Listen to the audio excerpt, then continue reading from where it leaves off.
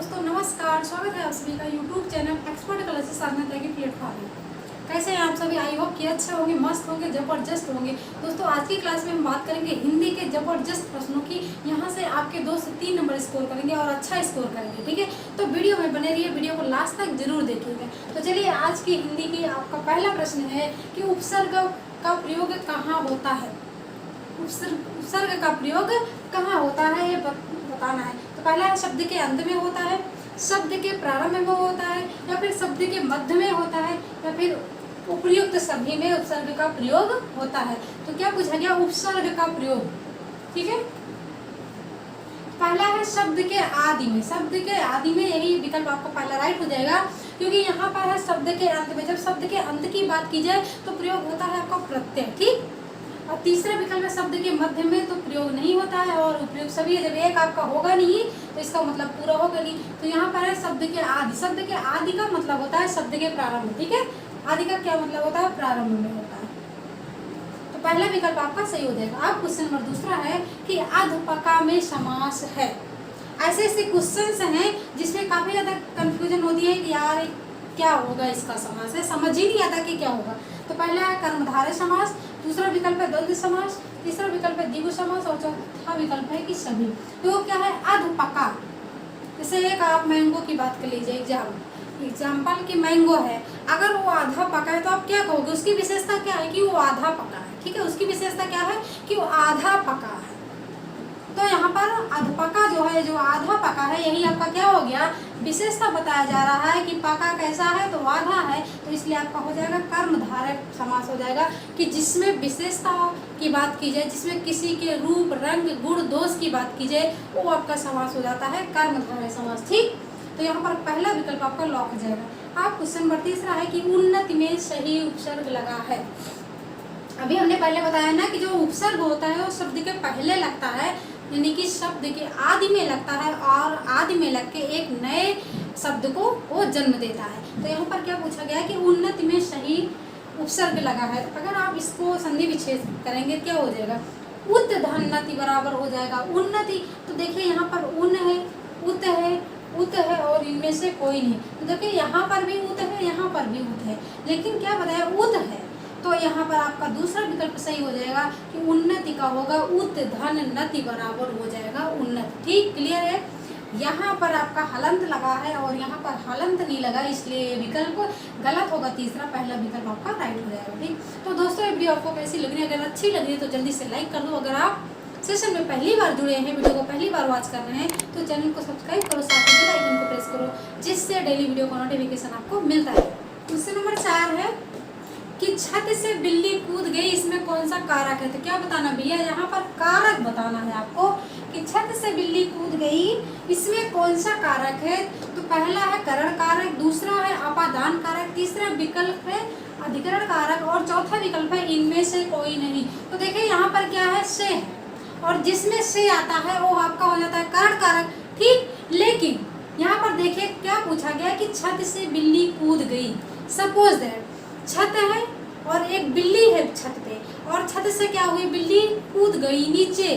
तो जब छत से वो अलग हो गई, छत से बिल्ली कूद जाएगी तो क्या हो जाएगी? छत से अलग होगी। जब जहाँ पर अलग की बात की जाए, अलगाव की बात की जाए, वहाँ कौन सा कारक हो जाएगा आपका? वहाँ पर हो जाएगा आपका अपादान कारक हो जाएगा, ठीक है। क्या हो जाएगा? अपादान कारक। से आ जाए, में आ जाए, पर आ जाए, कोई भी आ जाए कारक चिन्ह, लेकिन अगर उसमें आप ध्यान दीजिएगा कि क्या वो सेंटेंस अपादान कारक का है या फिर नहीं है। तो यहाँ पर है कि छत से बिल्ली कूद गई, जब अलगाव की बात की जा रही है तब आपका अपादान कारक हो जाएगा, ठीक। तो यहाँ पर दूसरा विकल्प लॉक हो जाएगा। आप क्वेश्चन नंबर 5 है कि इनमें से कौन सा संकर शब्द है। देखो हम देशज शब्द को आसानी से पहचान लेते हैं, विदेशज शब्द को पहचान लेते हैं, तत्सम को पहचान लेते हैं, तद्भव शब्द को पहचान लें, लेकिन अगर थोड़ा सा परेशानी होती है तो वो होता है हमारा संकर शब्द पहचानना है। यार संकर शब्द को कैसे पहचानना है, ठीक। तो देखिएगा संकर शब्द का आसान सी ट्रिक है कि आप उसको क्या कर दीजिएगा? संधि विच्छेद कर लो। क्या कर लीजिए? संधि विच्छेद कर लो। और संधि विच्छेद जब कर लोगे तो आपको पता लग जाएगा कौन सा शब्द है, ठीक। तो पहला है जैसे रेलगाड़ी क्या है? संकर शब्द है। दूसरा विकल्प है पगड़ी, क्या है? संकर शब्द है। तीसरा विकल्प है सूर्य, क्या है? संकर शब्द है। या फिर चौथा विकल्प है डॉक्टर, क्या है? संकर शब्द है। तो देखिए, अगर पगड़ी की बात करें, खटपट की बात करें, पगड़ी की बात करें, खिड़की की बात करें, तो जो ये सभी क्या है? देशज शब्द है। लोटा हो गया, बाल्टी हो गया, ये सभी हमारे क्या है? देशज शब्द हैं, जो कि हम लोग उसको बहुत जल्दी जल्दी अपनी भाषा में क्या कर लेते हैं? प्रयोग कर लेते हैं। वो हमारा हो गया देशज शब्द। लेकिन जब डॉक्टर की बात करते हैं, ठीक है, डॉक्टर की बात करते हैं, तो ये कौन से शब्द हैं? ये हैं हमारे विदेशज शब्द। क्या है? विदेशज शब्द। विदेशज का मतलब होता है जो अंग्रेजी के शब्द होते हैं। अगर यहाँ पर चिकित्सक आपका हो जाता तब आपका हिंदी हो जाता, लेकिन यहाँ पर लिखा क्या है? डॉक्टर लिखा। जब डॉक्टर लिखा है तो आपका विदेशी शब्द हो गया, यानी कि अंग्रेजी का शब्द हो गया। और पगड़ी क्या है? तो ये हमारा हो गया देशज शब्द। क्या है? देशज, देशज शब्द हो गया।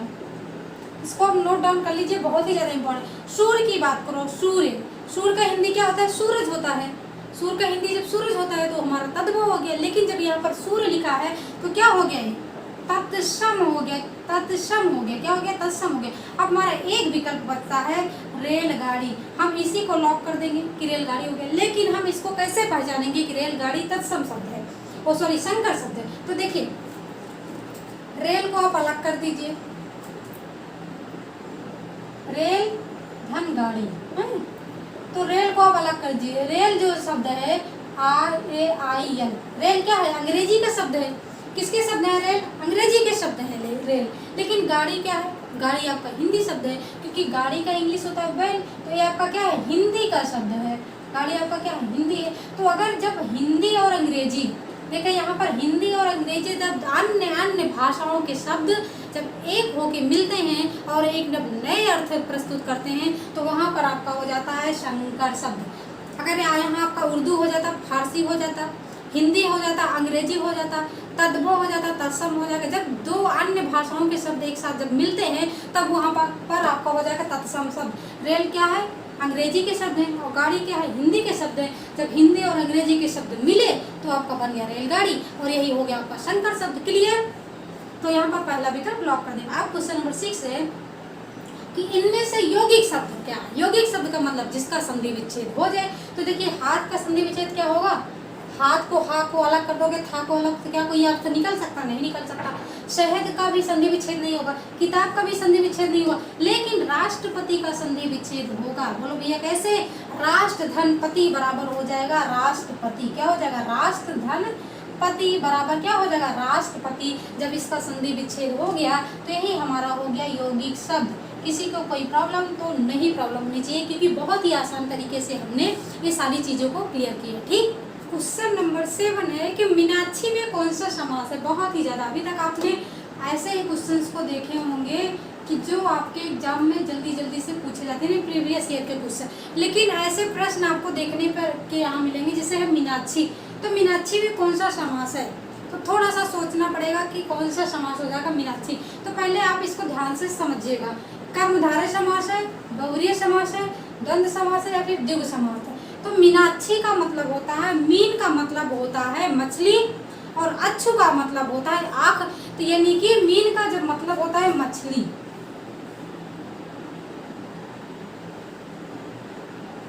तो इसका अर्थ होगा कि मछली के समान जिसकी आंखें हो, अर्थात एक विशेष स्त्री की बात की जा रही है। किसकी बात की जा रही है? तो एक विशेष स्त्री की बात की जा रही है। तो कौन सा समास हो जाएगा? यहाँ पर आपका हो जाएगा बहुव्रीहि समास। कौन सा समास? बहुव्रीहि समास। कि मछली के समान अर्थात जिसकी आंखें हों, अर्थात वो क्या है? एक विशेष स्त्री है, किसी इम्पॉर्टेंट स्त्री की बात की जा रही है, विशेष स्त्री की बात की जा रही है, इसलिए यहाँ पर दूसरा विकल्प लॉक हो जाएगा, बहुव्रीहि समास हो जाएगा, तीसरा पद प्रधान हो जाएगा। ठीक, अब आप समझ गए होंगे मीनाक्षी में कौन सा समास है। बहुत ही आसान है। मीन का मतलब मछली होता है और अच्छू का मतलब आँख होता है। मछली के समान जिसकी आंखें हो वो कोई विशेष स्त्री हो सकती है। ठीक, क्वेश्चन नंबर 8 है कि पाहन का पर्यायवाची शब्द है। तो पाहन का मतलब पत्थर होता है, पैर होता है, पक्षी होता है, मंदिर होता है। तो तुरंत आप लॉक कर दो पहला विकल्प कि पाहन का मतलब होता है पत्थर। ठीक, क्वेश्चन नंबर 9 है कि गंगा का जल क्या है? निर्मल है। गंगा का जल निर्मल है। तो इसमें कारक चिन्ह बताना है, क्या आया है, का आया है। और कारक चिन्ह क्या होगा, संबंध कारक होगा, कर्ता कारक होगा, करण कारक होगा या फिर संप्रदान कारक होगा। तो देखिएगा संबंध कारक का चिन्ह होता है का, की, के, ठीक। लेकिन यहाँ का, की, के तो आया ही है, संबंध की बात की जा रही है। और यहाँ से भी ऐसे भी आपका आंसर निकल जाएगा कि गंगा का जल पूछा जा रहा है, तो इसका मतलब उसी का जल है। जब उसी का जल है तो गंगा का, सिंपल सी बात है, उसका उसके जल और गंगा दोनों के बीच में क्या संबंध है। तो यहाँ पर पहला विकल्प आपका सही हो जाएगा कि गंगा का जल निर्मल है, इसलिए इसमें संबंध कारक हो जाएगा, ठीक। क्वेश्चन नंबर 10 है कि हिंदी में वाच्य की संख्या है, तो तुरंत आप लगा दीजिएगा 3, कृतिवाच, कर्मवाच, और तीसरा आप बताइएगा कमेंट बॉक्स में अगर आप वीडियो को देखते हैं तो।